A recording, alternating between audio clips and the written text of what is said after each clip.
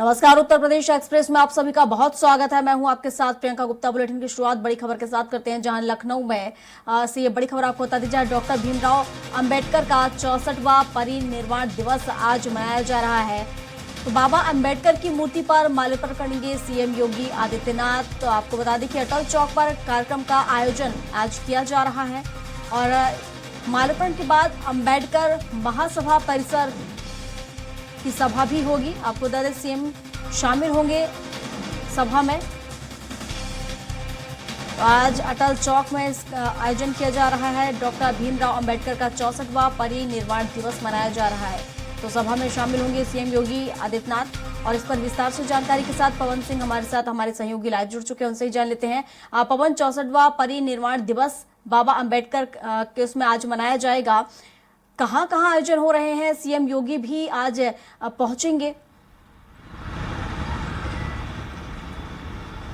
जी प्रियंका, देखिए मुख्यमंत्री योगी आदित्यनाथ आज अंबेडकर के परिनिर्वाण दिवस पर यहां अटल चौक पर उनकी जो प्रतिमा है उस पर माल्यार्पण करेंगे। माल्यार्पण के बाद अंबेडकर महासभा परिसर है, वहां पर एक सभा होगी। उस सभा के आयोजन में बहुत सारे लोग जो बाबा साहब से जुड़े लोग हैं और उससे पहले भी जो उनके अनुयायी हैं उस सभा में शामिल होते हैं और इस सभा के कार्यक्रम में मुख्यमंत्री योगी आदित्यनाथ शामिल होंगे और वहां पर अपनी बात रखेंगे। सबसे बड़ी बात, यह परंपरा निरंतर पहले से ही चली आती है। कोई भी सरकार हो तो उसमें मुख्यमंत्री इस कार्यक्रम में अवश्य शामिल होते हैं। इससे पहले भी बाबा साहब के बहुत सारे कार्यक्रम होते रहे और परिनिर्वाण दिवस पे स्पेशली जो भी मुख्यमंत्री होता है वो इस अंबेडकर महासभा परिसर में जो सभा आयोजित की जाती है उसमें मुख्य रूप से सम्मिलित होता है और इनकी जो कृतियां हैं, इनके भी जो कार्य हैं उन पर करीब चर्चा परिचर्चा होती है।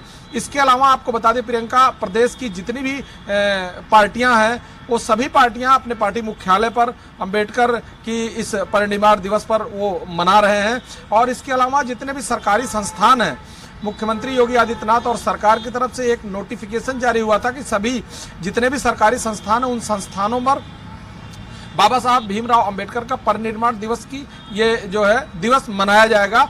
इसके बाद आने वाले और जो दिवस होंगे अन्य वर्षों में उस पर भी निरंतर बाकी जो जितने भी संस्थान है उस पर यह कार्यक्रम आयोजित होगा। इसके अलावा आपको बताएं प्रदेश अध्यक्ष भी पश्चिम में कई जिलों में शामिल होंगे और वहां पर वो भी अंबेडकर परिनिर्वाण दिवस पर कार्यक्रम में सम्मिलित होंगे। और प्रदेश की जो पार्टियां हैं वो जिलों में भी इसमें मुख्य रूप से बसपा की जो सुप्रीमो है मायावती, वो अपने कार्यालय पर 8:30 बजे उनकी प्रतिमा पर माल्यार्पण कर चुकी हैं। इसके अलावा भी जो अंबेडकर की जो एक स्थली है वहां पर जाती हैं और वहां बाबा साहब को याद करती हैं। इसके अलावा बसपा के जो भी कार्यकर्ता है, जो भी उनके अनुयायी हैं, वो अपने अपने स्तर से बाकी जिलों में भी बाबा साहब भीमराव अंबेडकर का परिनिर्वाण दिवस मनाते हैं। और आज लखनऊ में बहुत सारे ऐसे बैनर पोस्टर और उनसे जुड़े जो कृतियां हैं, उनकी जो फोटो है, उनकी जो किताबें हैं, बहुत सारी चीजें हैं जिनको लेकर के बहुत सारे पोस्टर बनाए गए हैं। पूरे लखनऊ में बाबा साहब अंबेडकर की बहुत सारी फोटो लगी है, प्रतिमाएं लगी हैं, बहुत सारे बैनर बनाए गए हैं, जिससे लखनऊ में पूरी तरह से एक माहौल बन जाता है इनके परिनिर्वाण दिवस के दिन। जी प्रियंका। बिल्कुल पवन, और सीएम योगी ये भी कह रहे हैं कि जिस तरीके से बाबा साहिब ने एक भारत श्रेष्ठ भारत इसका सपना देखा था और उस सपने को प्रधानमंत्री नरेंद्र मोदी ने साकार किया है अनुच्छेद 370 हटाकर, तो ये देखा जाए तो सच्ची श्रद्धांजलि उन्हें है। बिल्कुल आप सही कह रही हैं प्रियंका। देखिए जाहिर सी बात है, इससे पहले भी आपने देखा होगा कि नरेंद्र मोदी ने बहुत सारे ऐसे कार्यक्रम किए हैं, बहुत सारे ऐसे आयोजन किए हैं जिसमें वो अंतिम व्यक्ति, जो पंक्ति का अंतिम व्यक्ति है, उसको जोड़ने का प्रयास कर रहे हैं, उसको जो भी सरकारी योजना है उसका लाभ पहुंचाना चाहते हैं।